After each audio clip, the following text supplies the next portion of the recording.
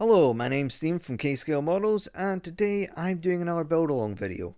This one was inspired by something I saw on the 3D printed Facebook group. Basically, a guy came on there and said, hey, I bought this resin kit years ago, it's broken, it doesn't have all the parts, I'm trying to make a nozzle, I'm trying to make the whole thing in CAD, but I'm kind of stuck and don't know how to do it.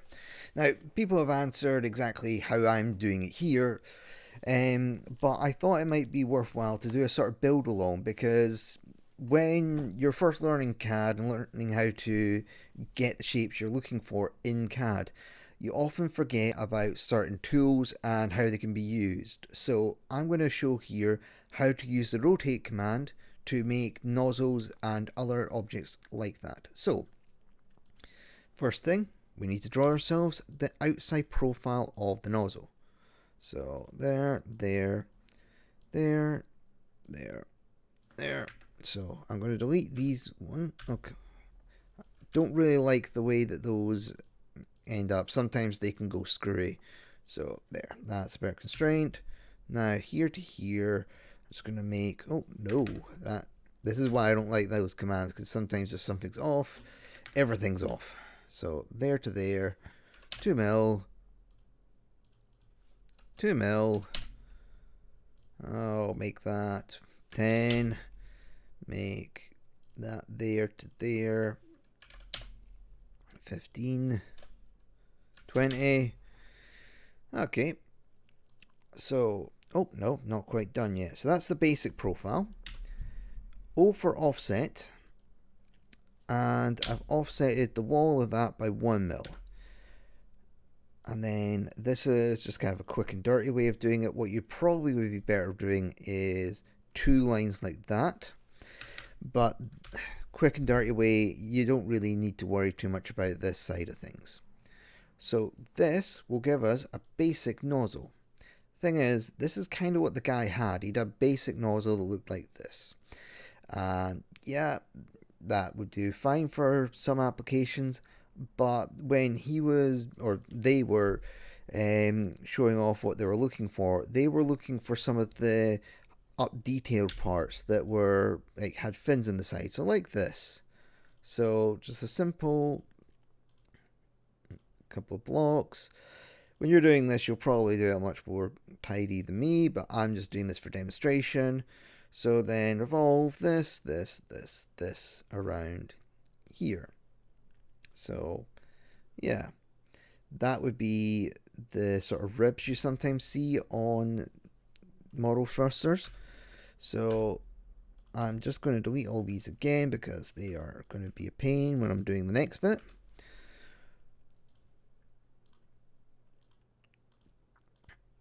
So make them all vertical, then make all of those parallel.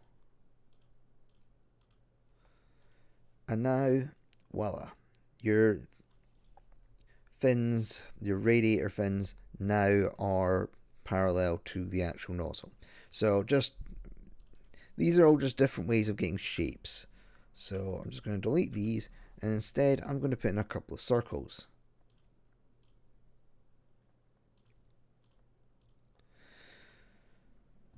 And CAD's actually worked out. I wanted those in the rotation. So yeah, that gives you some ribs. So that would be for if you're adding structural stability. But there's also another reason you put circular objects like that on a nozzle. But it's not done that way. You see, when they're actually making thruster nozzles like this, there's often a case that they need to cool the thing. So what they do is the fuel that's in an actual rocket is generally cryogenic, so it's really cold. So they actually have piping that goes around the nozzle to cool it with its own fuel, which I think is quite a cool idea. So I'm probably going to need to make this 30 mil. Oh, not 30 mil, 30 degrees. Right, these are diameter 2. Doesn't work. So where is section? Make it 2 mil. Make it out a little. Make it 35. and then join. So yeah, that would be a very basic way of making a sort of pipe that goes around the nozzle for cooling.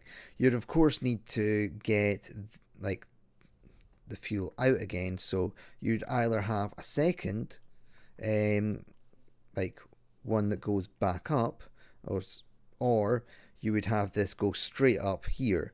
You would like bend it round and take it up, so a revolve of that and then a sweep up.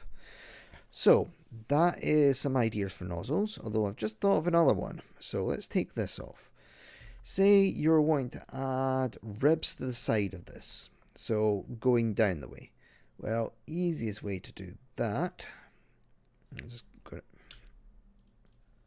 to say 2 by 2, and then make this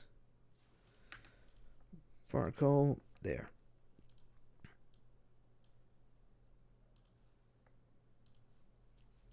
And then we make another one down here.